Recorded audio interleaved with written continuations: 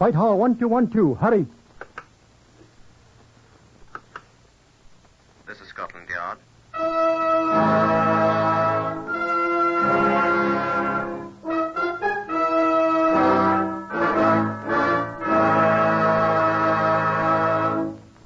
For the first time, Scotland Yard opens its secret files to bring you the authentic, true stories of some of its most baffling cases. These records are drawn from the Scotland Yard files, and only the names of the participants have been changed. The research has been prepared by Mr. Percy Hoskins, chief crime reporter for the London Daily Express. The stories for radio are written and directed by Mr. Wyllis Cooper. Here are the principal participants in Scotland Yard case number 397 MR381. Stanley Russell, shop clerk. Mr. Russell is not to be found. Mrs. Hope Russell, his wife. Mrs. Russell was reported missing on the day before Good Friday. Adolf Hitler's Luftwaffe.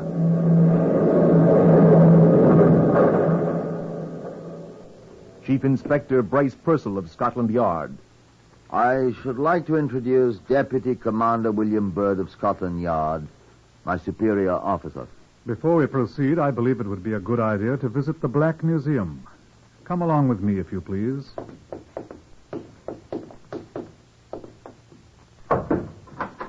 After you, sir. Good afternoon, John. Good afternoon, sir. This is Chief Superintendent John Davidson, curator of Scotland Yard's Black Museum. Well, how do you do? You came about case number 397 MR381, I believe you said, sir. Right. Will you tell us about it, John? Well, this is the exhibit. No, don't touch it, please. It's quite fragile. And as you can see, it has already been broken. We have a great many other exhibits of crimes in these rooms. Murder weapons, blood-stained garments, bullets that have snuffed out many lives, death masks of many notorious criminals. Almost every instrument of violence that can be conceived. I should explain that these gruesome objects about us are not merely souvenirs. Many of them have aided our men in solving other crimes and bringing the perpetrators to justice. Now, this one. Tell us what this thing is, John. This is Mrs. Hope Russell.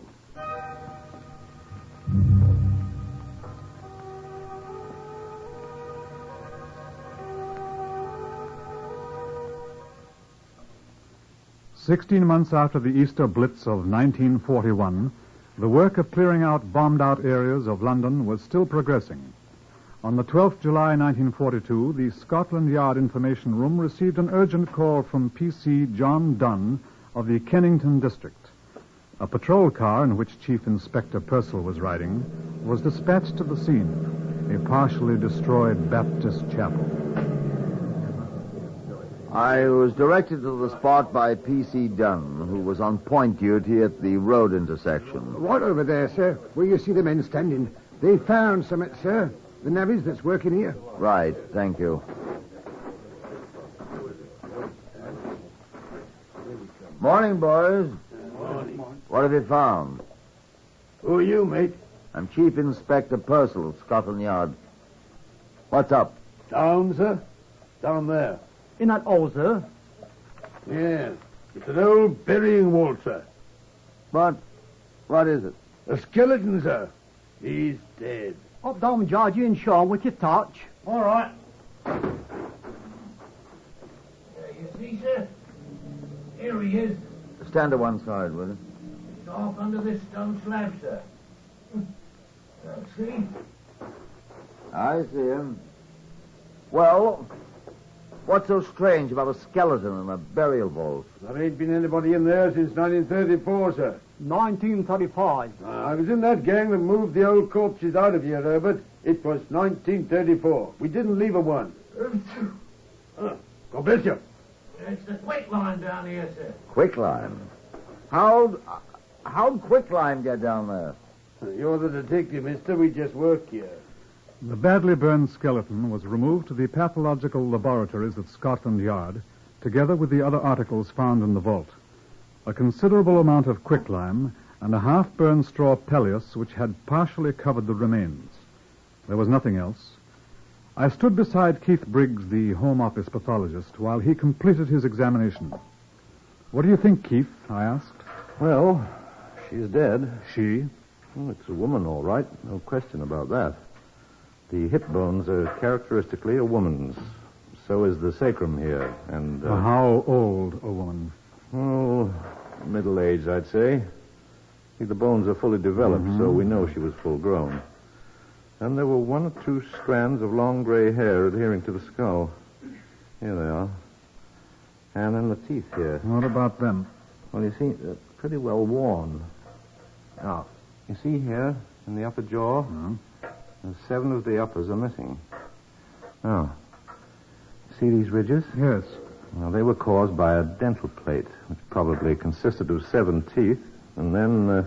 What are you looking for? The measuring tape. Oh, here. The lady was lying on it. What are you going to do now? See how tall she was.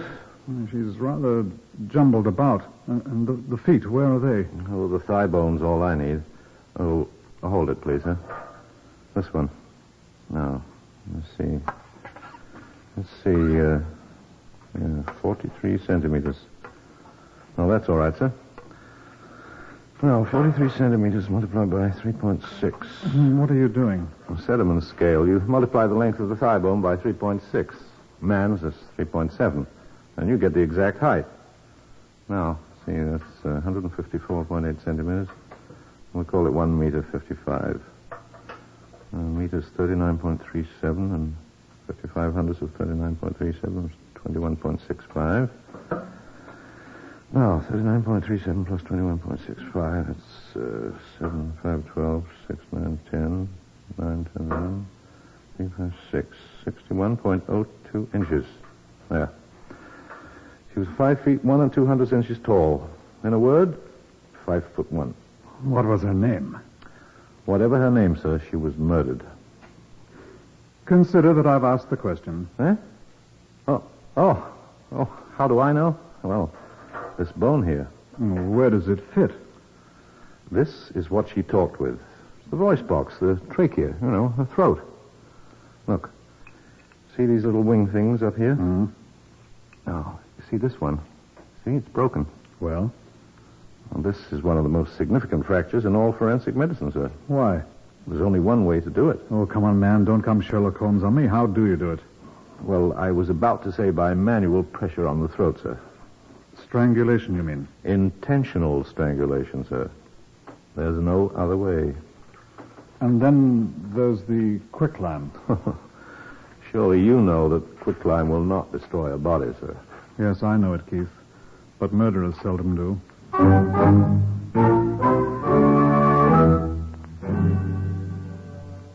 Reference to the ARP record showed that every other casualty and missing persons in Kennington had been accounted for. It was apparent that the victim had not been a resident of that district. I caused bulletins and charts of the teeth to be sent to all the dentists in London for identification. No results were forthcoming, and we were forced to conclude that the dentist in question had become an air raid casualty, or that the work had been done in some other city. I gave Purcell a very difficult assignment. Difficult, sir? Well, it's not so difficult, but it's tedious. It'll take a long time. I know, but it's got to be done. I'm strongly of the opinion that it was murder. We checked carefully, sir, and the only quicklime on the entire premises was that in the vault with the skeleton. I thought they might have dusted the entire place with quicklime for sanitary purposes, but they hadn't. Certainly looks as if someone had wanted to dispose of a body. Until we know who she was, we'll never discover who he is. Yes, sir. Well, I'll get cracking. I'll need men to go over the missing persons records, sir, to find the names and addresses. Every woman 5 feet tall, of middle age with gray hair, who is still missing now. And then I'll need more men to make inquiries of all the next of kin to see which of them wore false teeth. And to find out which one wore an upper plate that matches the one in Briggs's chart here. It'll take a good many men and a good bit of time, sir. You can get the men, Purcell, and we've got the time. Good luck. Oh, thank you, sir.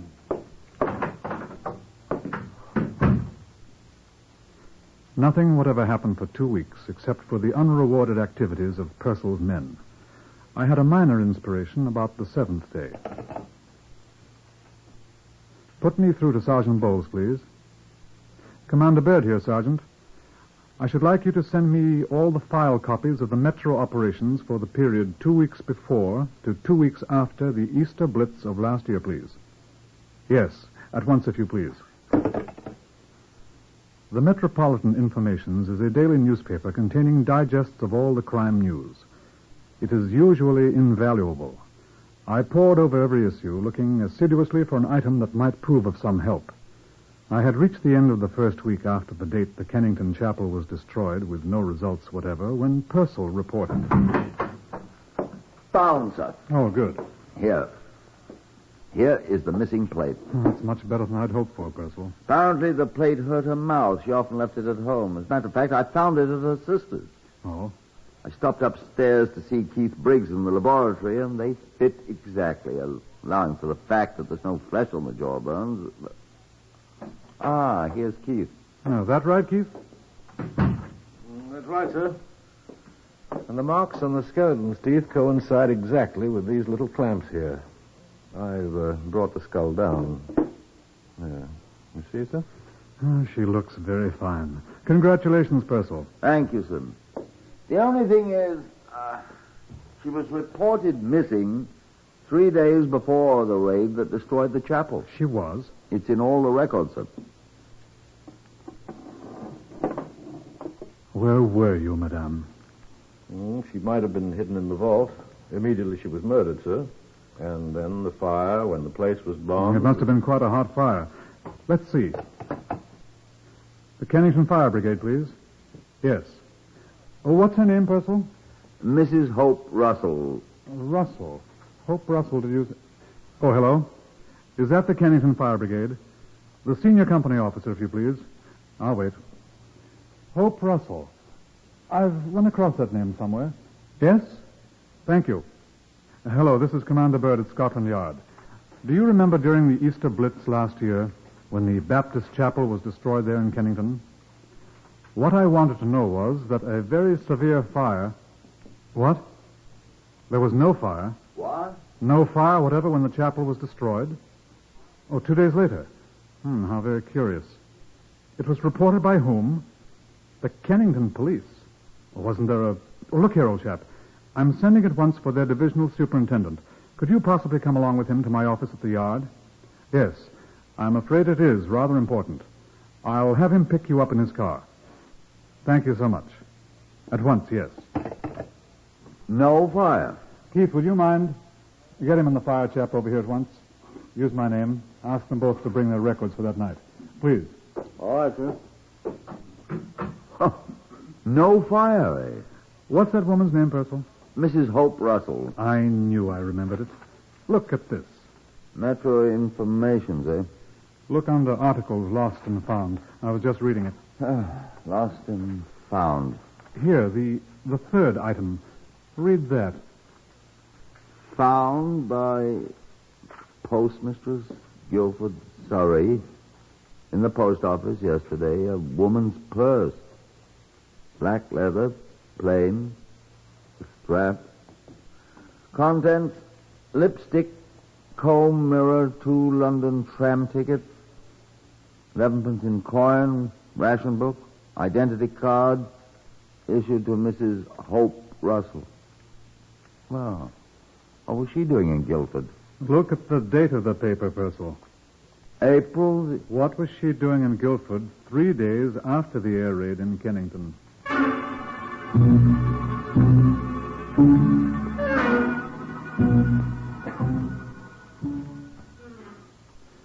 The divisional superintendent and the fire brigade officer from Kennington sat in my office with Purcell and me. I looked at the fire brigade records first. Now, here, sir.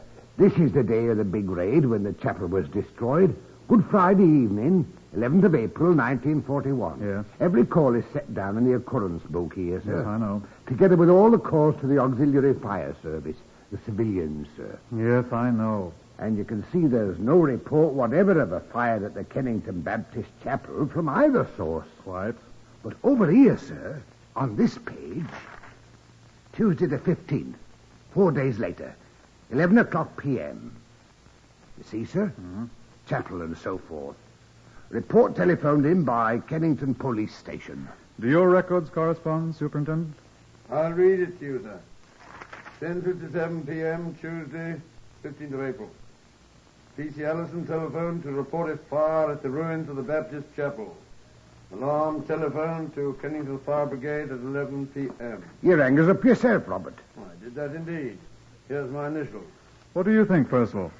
Why did the police constable report it? Yes, I was just going to ask that. I don't understand, sir. Wasn't there a fire watcher? Wasn't there? Well, sir, there was a fire watcher. There was supposed to be. Well, where was he? Asleep, sir, probably. Or out catching a drink somewhere. Not an ARP man. No, sir. A private man employed by the wholesale chemists across the road from the chapel. A thoroughly useless man. Completely undependable. Yeah, his employers caught up with him at last, sir. He was sacked 6 or 7 weeks ago. I've not seen him since. Neither have I. Well, sounds like a spiv to me. He is, sir. I knew him quite well. Had a great deal of trouble with his wife, and I used to see him quite regularly. Oh? He agreed to pay in 18 shillings and ninepence, I think it was, weekly, at the police station for her, which he didn't ever do. Not ever. Never once till Easter Monday last year, right after the big raid. He kept it up, too, till he was discharged and left. I suppose this chemical firm he worked for could put us onto him. I'd like to have a chat with the fellow. Wouldn't you, Percival? I certainly would. I'll telephone them now and ask them if you'll give me the name of the firm and his name. Oh, his name is Stanley Russell. Russell? I wonder if you'd know his wife's name, Superintendent. Oh, I've seen it often enough. Yes, sir. Her name is Mrs. Hope Russell.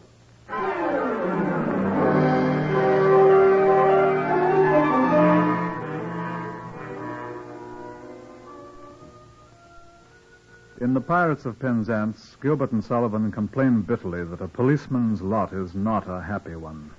I subscribe most heartily to that sentiment. I would like you to hear Chief Inspector Purcell's report to me, just as he gave it, in my office. Well, Purcell, I said, did you find our Mr. Stanley Russell all right? Not there. Well, you've left men to wait for him, haven't you? Sir, I got the address of the place. Sergeant Hatton and I drove there in a yard car driven by Constable Small. Get on with it, man. The whole bloody place was gone, sir. Gone? The whole bloody block was destroyed. Destroyed by an enemy bomb in an air raid 6 months ago. One day after Russell moved in. Not one person in the whole building's been heard of since. Sir, I respectfully request permission to go somewhere and get howling drunk. You know, Purcell, I think I'll go with you.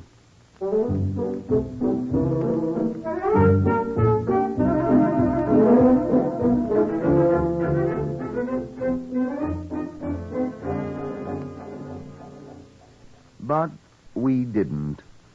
We sat quietly in Commander Bird's office and thought long, dark thoughts. After a while, Keith Briggs, the pathologist, observing the light inside, stopped by, and almost at the same time, John Davidson from the Black Museum came in to see what was up. Nothing's up, John, I said. On the contrary.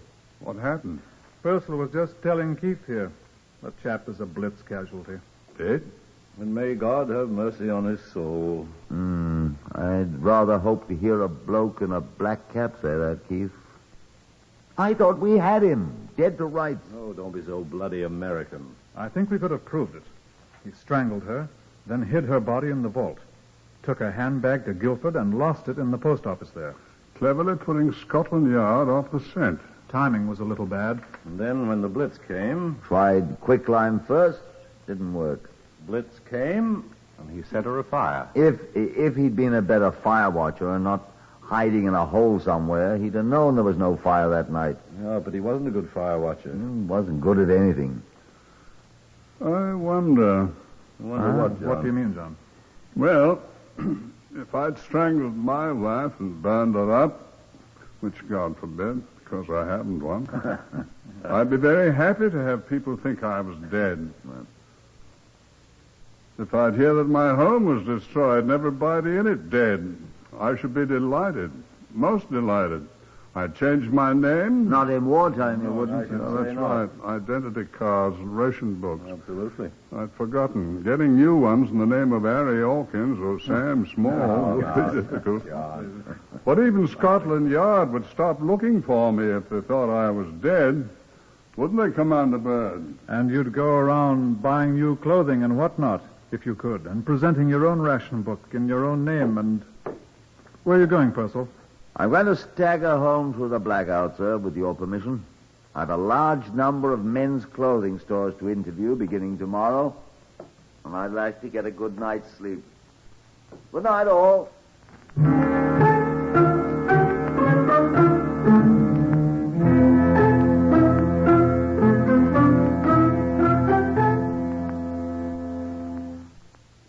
The Stanley Russell crop was enormous.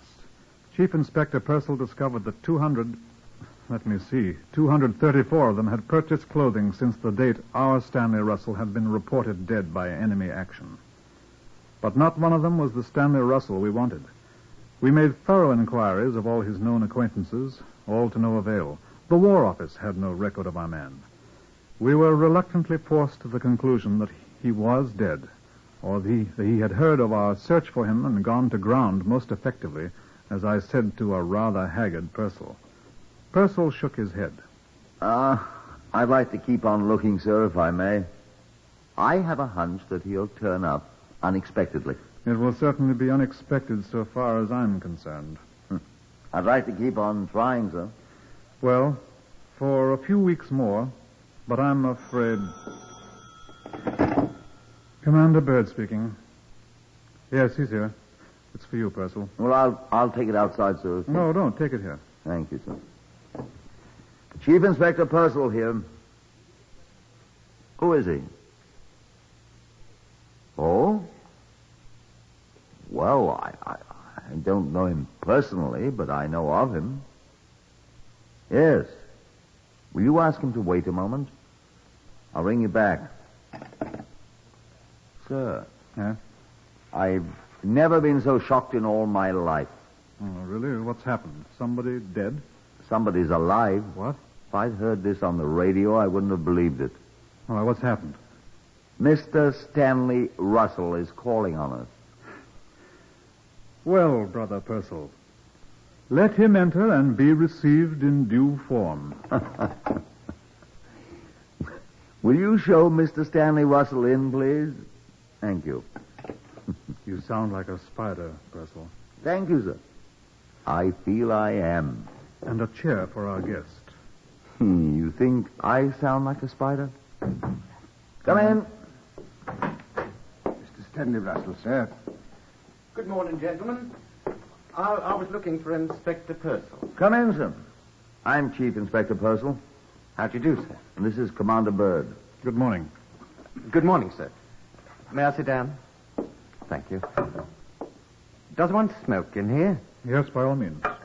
Will you try an Abdullah? Tar, I'm afraid I always smoke Woodbines.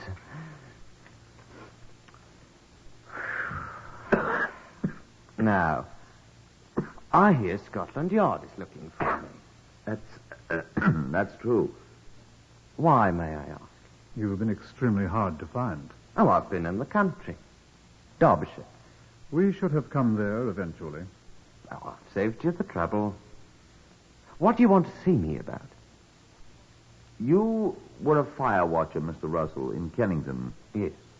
There was an unreported fire at the Baptist chapel there whilst you were on duty.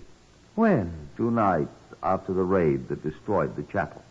I didn't see any fire. Is that all you wanted? No, Mr. Russell. Well, I don't recall any fires, sir. You didn't see or hear the fire brigade? No, sir. Near 11 o'clock? Oh. Well, I must admit I wasn't there. Where were you?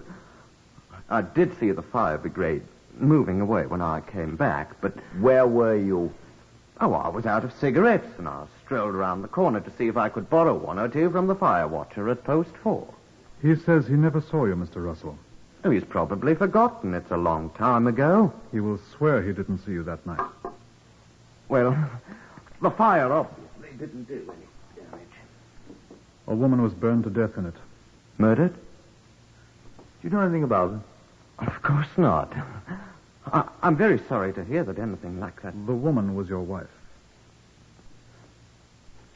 May I have one of your cigarettes, please? Thanks.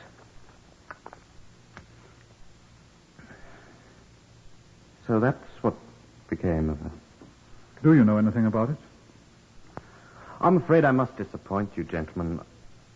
I wasn't on very good terms with her. We know that. I'm afraid I've no tears for her. She was... Oh, well, she's dead now. I shan't say anything. Naturally, I'm shocked. Naturally. But I'm afraid I'm not sorry. Do you know anyone who would have had a motive for murdering him? You had a motive, didn't you, Mr. Russell?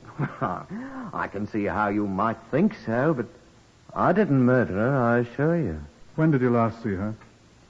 I don't really remember. Several months before she was murdered, I think. How do you know she was murdered? Why, you said so. Did I? Oh, I would have had good cause to, Inspector, but I'd have been a fool to do it now, wouldn't I? Yes. Well, Mr. Russell, thank you for coming to see us. If there is anything else you remember, please come back and see us again. I think that's all for now. How can we find you if we need you? We may want your corroboration of certain facts. Well, I'll write down my address, sir. It's a sad affair, and you have our sympathy. Thank you, sir. I admit I'm terribly shocked. Of course. Well, here's the address and telephone number, sir. Thank you. Feel free to call on us at any time. Goodbye. Well, goodbye, gentlemen. I was merely trying to do my duty. Oh, you've done it admirably, sir. Goodbye. Thank you. Well, He's a liar. I know it. May I ask why you... Why I let him go? He thinks he's got us completely fooled. He'll be back with more helpful information. Come in, Mr. Russell. I just remembered something that might be of importance. Come in. I remembered that an old straw pelleas, a mattress I used to catch 40 winks on, it was stolen about that time. Oh. Could that have been used to start the fire? Did you find it? Yes, we found it. Oh, that's good.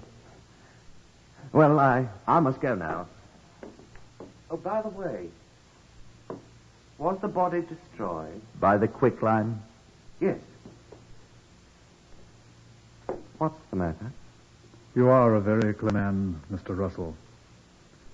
Much too clever for your own good. Why? Why, may I ask? No one had mentioned quicklime, except you. Well, I thought... I didn't...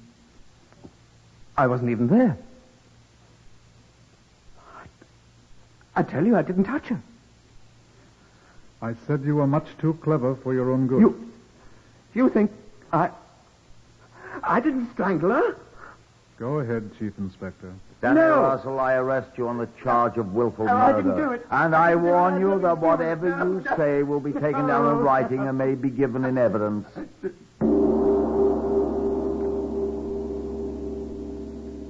The crime. The painstaking evidence Scotland Yard had collected, together with Stanley Russell's own statements, were sufficient to convince a jury that he had murdered his wife, Hope Russell, and burned her body.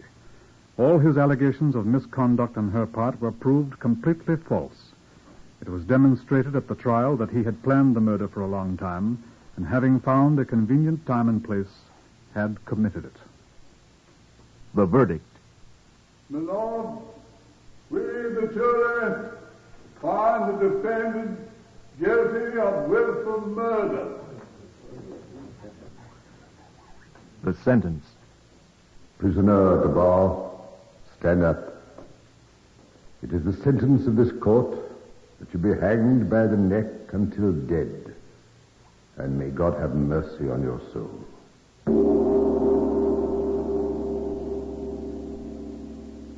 You have heard the true story of case number 397MR381 from the files of Scotland Yard. The names of the participants have, for obvious reasons, been changed. Starting next week, Whitehall 1212 will be heard at a new time, 5 p.m. Eastern Standard Time. Research by Percy Hoskins of the London Daily Express. Stories for radio written and directed by Wyllis Cooper. Next, listen for Tales of the Texas Rangers on NBC.